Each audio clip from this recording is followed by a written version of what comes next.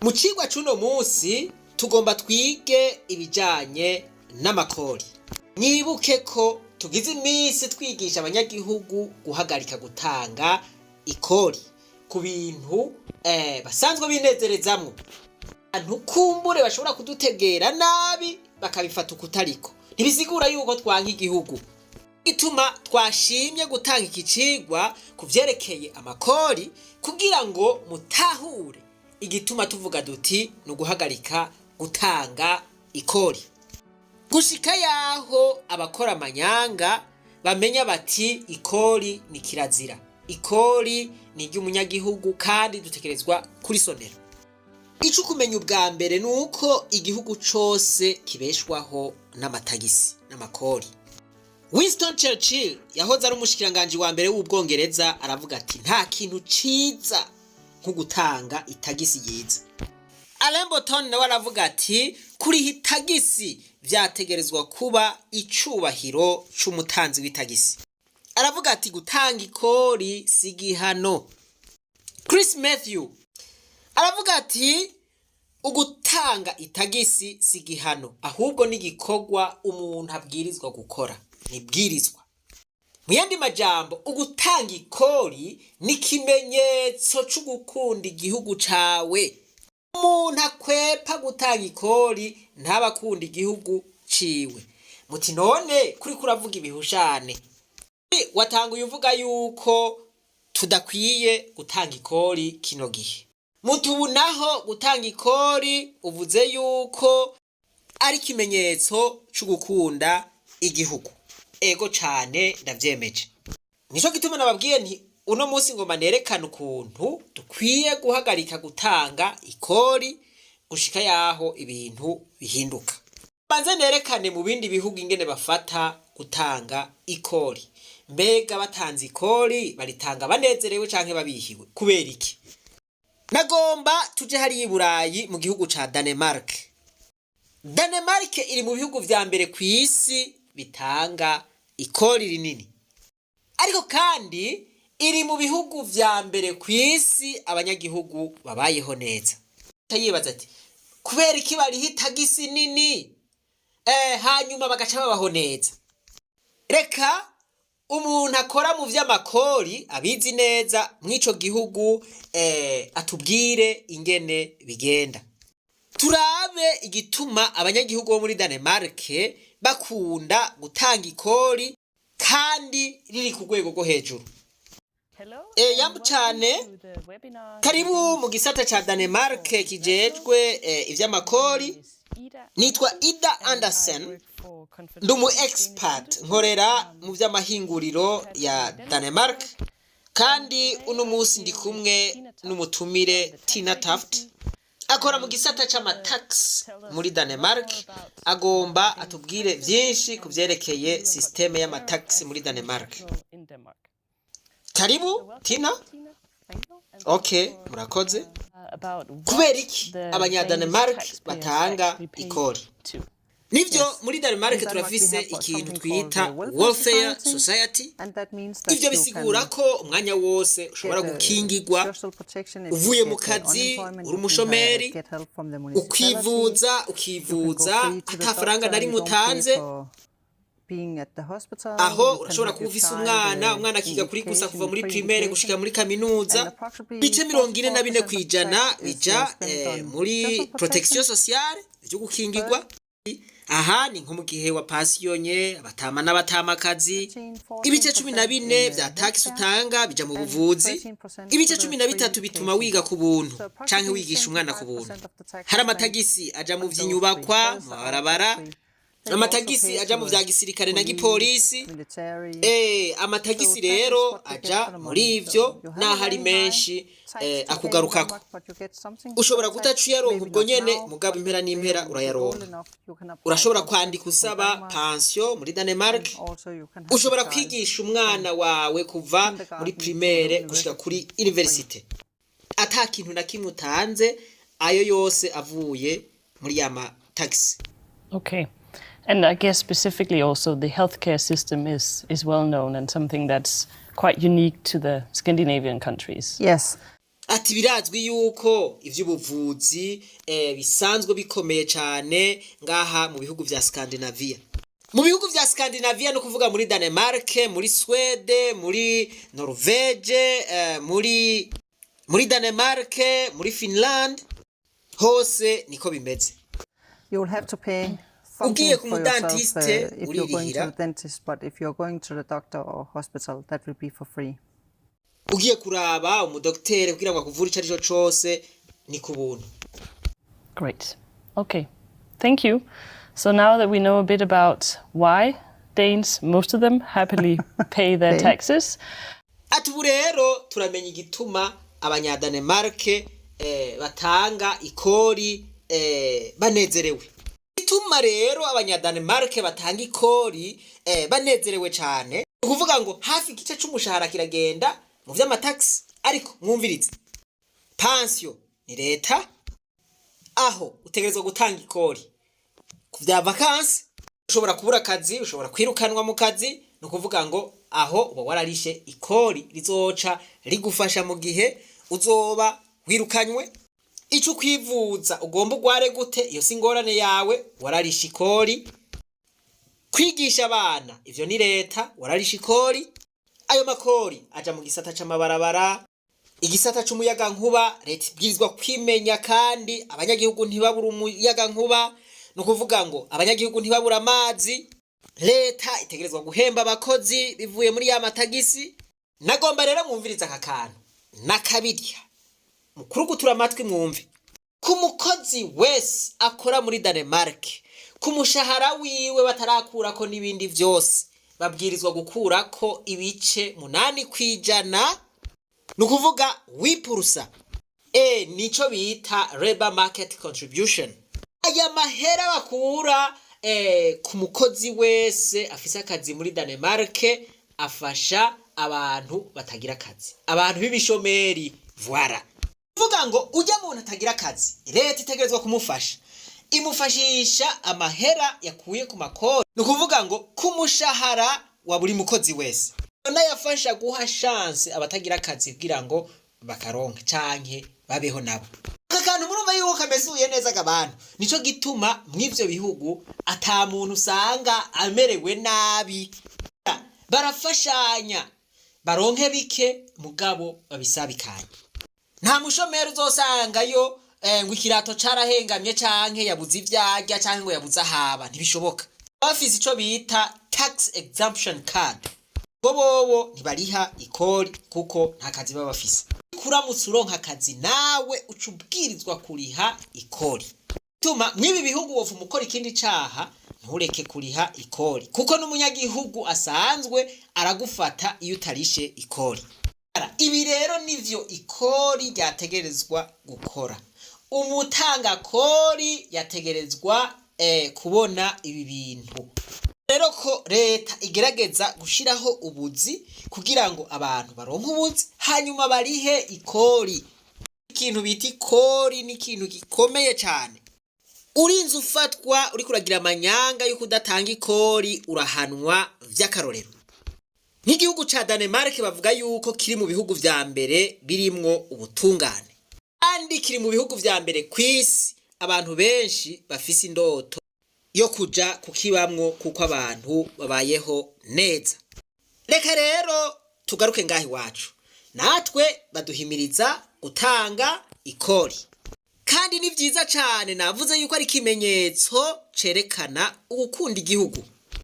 Ariko none iryo kori tumaze kuritanga rirakora ivyo ryategerezwa gukora? Riratuvuza, riratwigisha, riratuma tubaho neza, canke rica rija mu mifuko y'abantu rigakora ivyabo, rigakora amaproje yabo? Ibyo rero nivyo tugomba turabire hamwe, turabe ko twobandanya turitanga canke twobanza tukabangira. Reka duhere muri meri twumve ingene ivy'amakori vyifashe.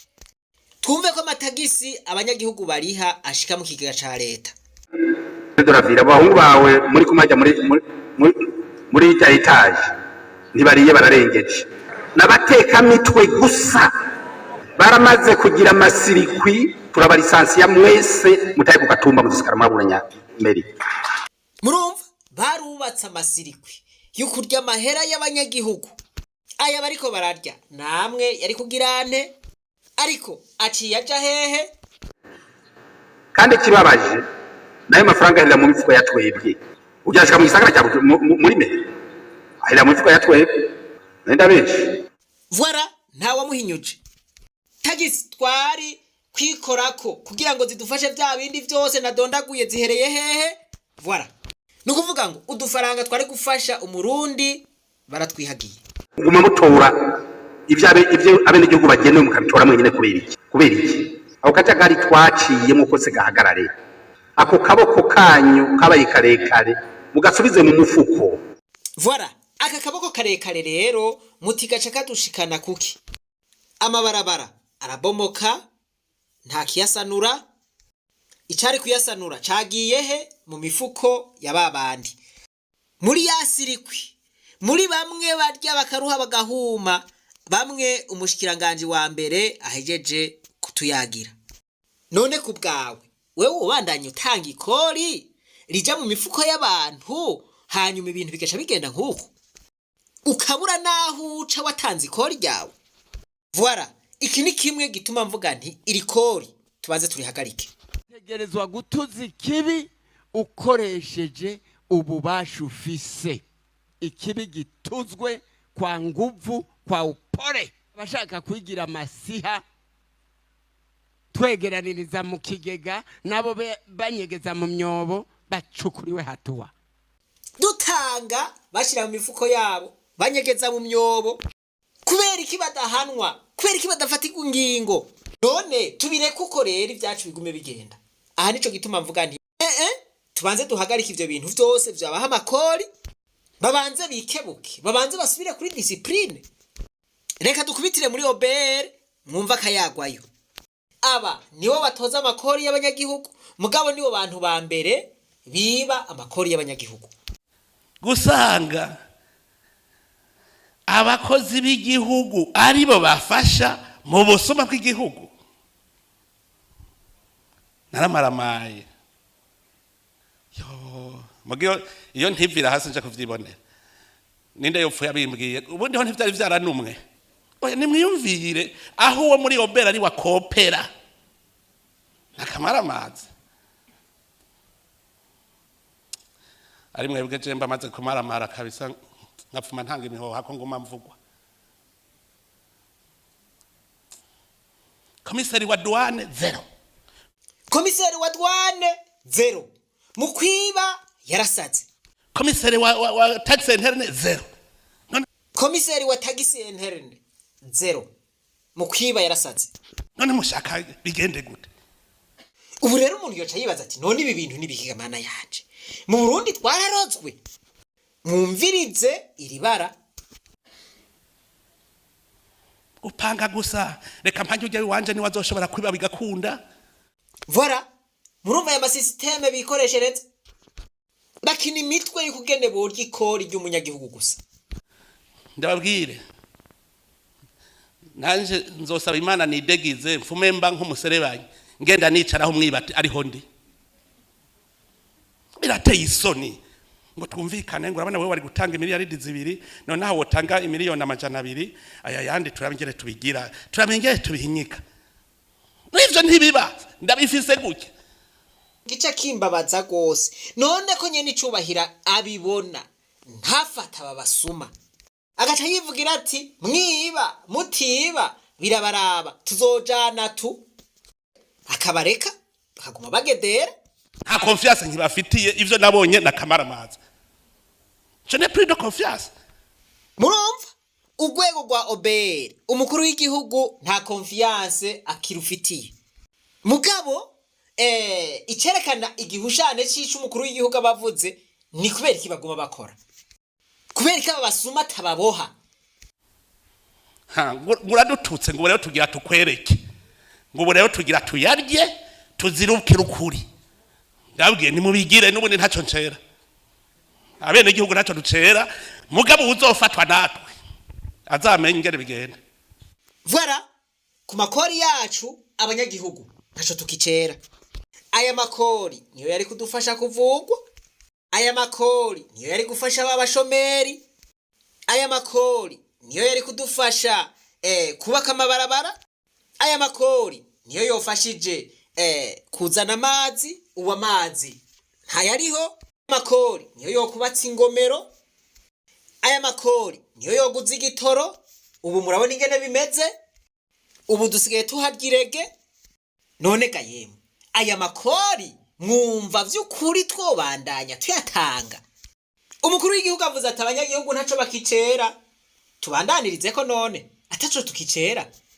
Nico gituma navuze nti oya, ibintu vy'amakori tubanze tubihagarike bisubigwemwo neza. Biramaramaje ufata imodoka mugaharura enkare ngo uratanze ngo uradedwanye turwakare ijanire mwana wa mama agiye kwica wa mugwiza atunga wamukomeretsa mutoyi atagira fraude. Murumva icakane akaba arico kija mu isanduku rya leta, bitatu vya bine bikaja mu mifuko yabo.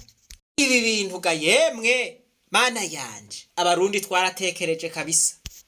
Amafuti akogwa arateye ubwoba, atamafuti akogwa arateye ubwoba. Mana yanje none tubandanirize kuri aya mafuti ga yemwe. hariho abakoseye muri ministere de finance ndababwire, ega ntimubone ndiko mvuga abo ngo nabo muri obere gusa, no muri ministere ya finance abo bakoseye nabo muri ni obere mu bandi baratoza. Abarundi twarakubititse nitube twemera. None amategeko mu Burundi ari mwikonje, nta tegeko na rimwe rigikora. Aha ntimwari mubizi yuko hariho abatoza muri ministere ya finance nabo bakubereye igikashi.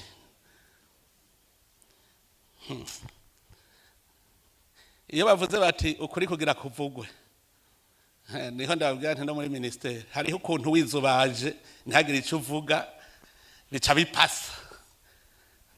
None si iminsi harugwaga ministre wewe baravyicarana bati ministre turatomboye si hari reka tuzotereta iyi dossier ministre agiye kugira iminsi iheze decision en faveur y'umusuma.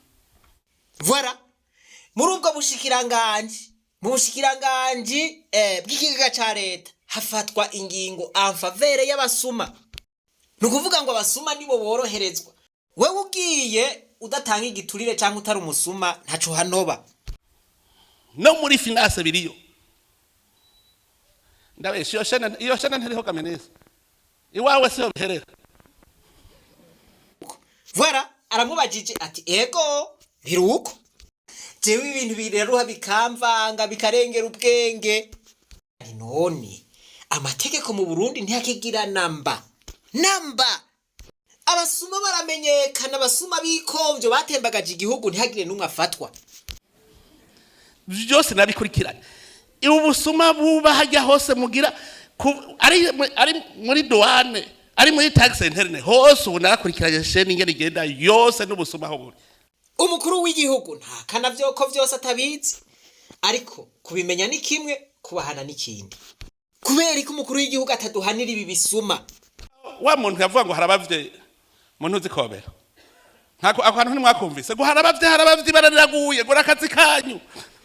Urumva derekana ko mpanganye n'abasuma dohe abasiba igihugu turahanganye. Voilà, ikinisho namamvuga. Twebwe tuba turiko turavuga ibi ni twebwe twama twitwa abansi b'igihugu. Mugabo murumva yuko umukuru w'igihugu avuze yuko abansi b'igihugu ari ibi bisuma nyene.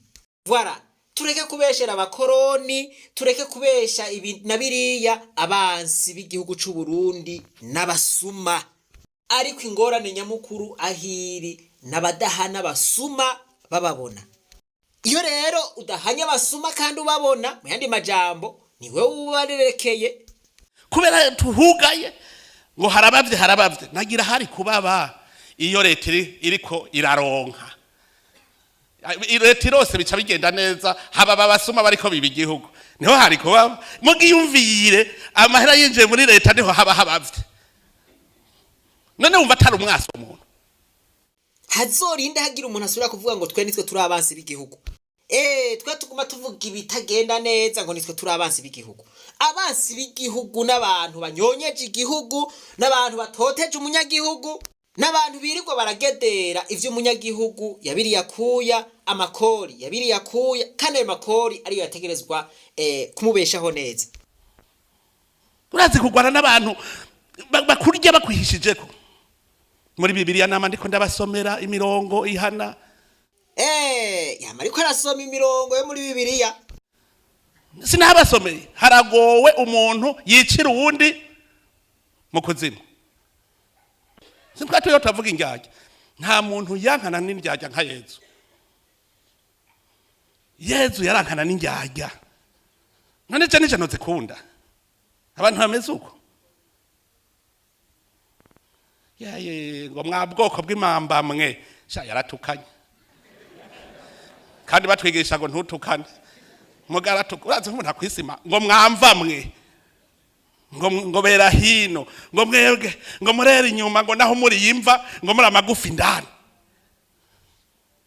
umuntu yorobeka numuja numuhimbiri ntacamaze. Ibi bintu tuzobigarukako hari abasenere baririmbye ngo ivyo nivyo bizingamitse Uburundi byose bari kwegerako byose bari kungirako ingendo mbi yo gukumirana kwitiranya igihugu n'umugambi ivyo nivyo bizingamitse Uburundi ingendo mbi yo gukumirana kwitiranya igihugu n'umugambi ivyo nivyo bizingamitse Uburundi.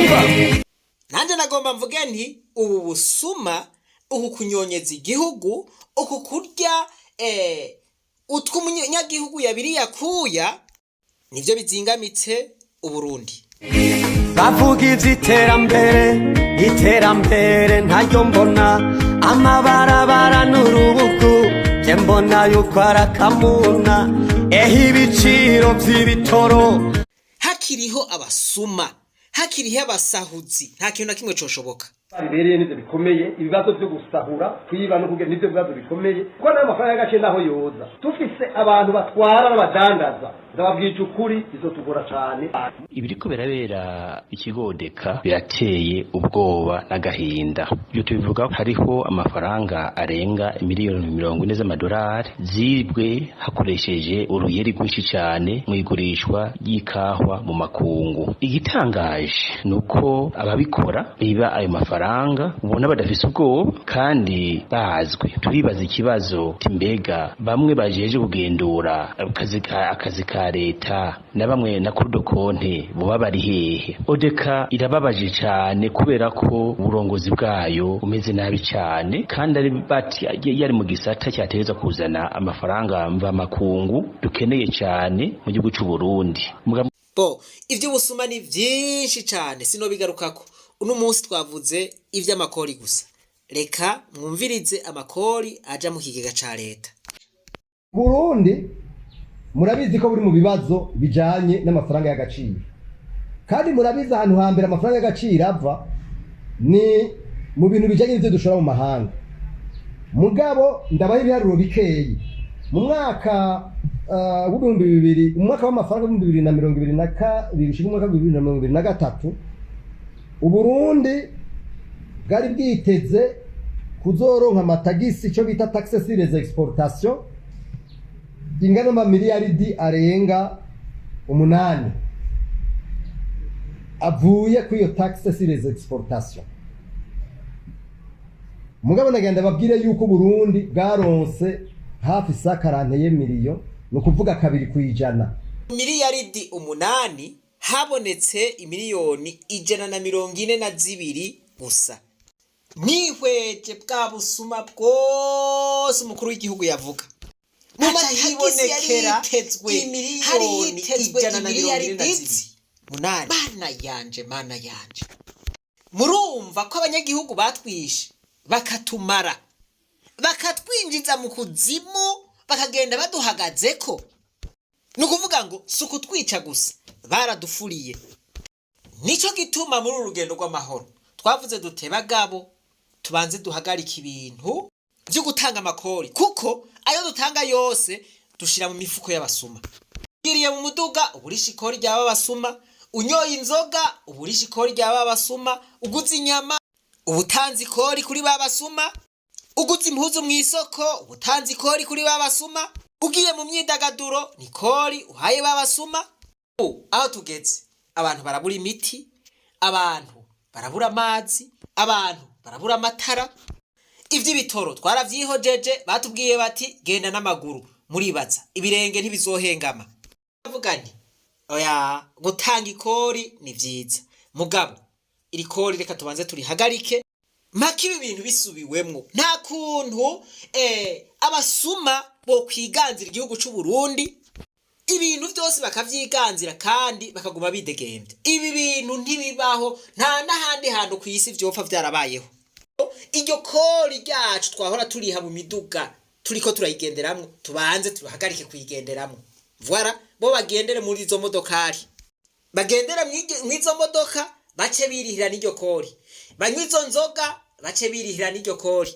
Kandi ivyo tubigire mu gacerere ntangere. Aho jewe numva muri iyo nzira tuzoba dukingiye igihugu, kuko kuguma dutanga iryo kori bica bigenda uko nitwe tuzoba turiko turitwegura, nitwe tuzoba turiko turagura igitoro ca bamwe baza kuducura bufuni na buhoro. Batubandanya tugura igitoro ca za modokari z'amafime zimwe zize zikayora abarundi bagaca bugwa irengero. Ivyo rero tuzobigira mu ntumbero yo gukunda igihugu cacu, mu ntumbero yuko igihugu cacu kigaruka ku murongo, ikori rigakora ico rigenewe gukora.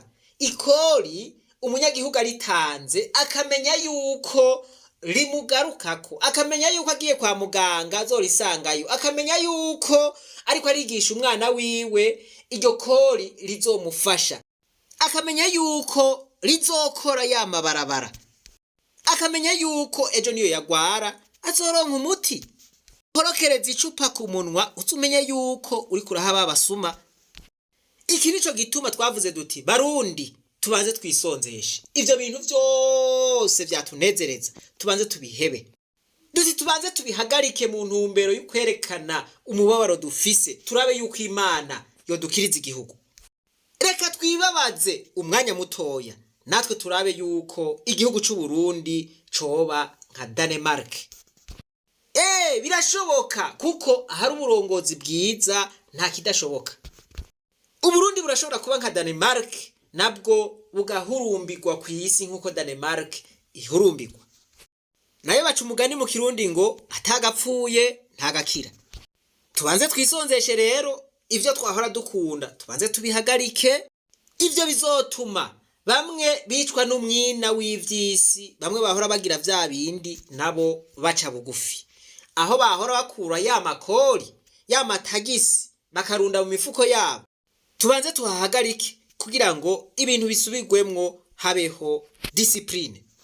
Kubwanje numva yoba ari patriotisme yo kugwego go hejuru, ko bari gukunda igihugu. Imana yo mwijuru nibahezagire mwese. Reka twibandaririze gwa rugendo rwacu, maze tugaruze umunezero Satani yatunyaze. Umuntu turashika mu ishuro ry'abarundi bose turamuhaye kaze. Mu kurangiza iki cigwa reka mvuga aka kantu. Ibi bintu turiko turakora ni ibintu bisaba inguvu nyinshi, kandi hariho abantu bidashikira vyategerezwa gushikira kubera uburyo buke dufise. Rero jewe nagomba ndabasabe ntabasumba, mwebwe bakunze ibishure ry'abarundi bose, muhagarara hejuru mukansumba, ahagarara hepfo mukansumba. Ndabasabe umwe wese uko Imana yamuhezagiye, muterera ishure ry'abarundi bose, muri promotinge ibi vyigwa bishikire benshi bashoboka, kandi birashoboka mu gihe hari uburyo. Hariho uburyo twoshobora gukoresha, umurundi wese agiye kuri YouTube agasangamwo nk'ubu butumwa. Ntawuraja kuri YouTube ukazubona ikintu kije kandi utagihamagaye, kubera iki? Baba bakigiriye promotion. Voilà, ukagisanga muri bwati wawe, wavyemera canke utavyemera. Rero natwe birashoboka. Erega uru n'urugamba basha, sukururekera umuntu umwe gusa, birasaba uburyo, birasaba inguvu. Kandi abarundi baramaze ngo isorosoro rigwira iyo rija. Nimwiyumvire mu gihe ukoze icigwa nk'iki wakoresheje inguvu zose, hanyuma kigaca gishikira abantu bake, biba bibabaje ukuntu. Rero nukuri ndabasavye nciye bugufi cane mushigikire ibi bikorwa vy'ishuri kugira ngo ubutumwa bushobore gushika kure n'abatabugomba babusange mu matelefone yabo. None wewe uruhara rw'iwawe muri urugendo rw'amahoro ntugwahe? Niyo twashika kuri aya mahoro wewe uzovuga ngo naterereye umuganda wahe? Nuko ndazi yuko mvuze ivy'agafaranga aho tudasubira guhuza.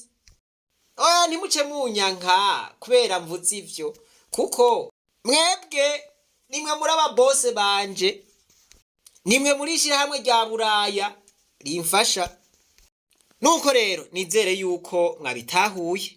Imana ihezagire ibikorwa vy'intoke zanyu. Umuntu wese azoba yagirizwa kwibitunga ry'abarundi, tuzogurisha ivyiwe amahera yivye asubire mu kigega.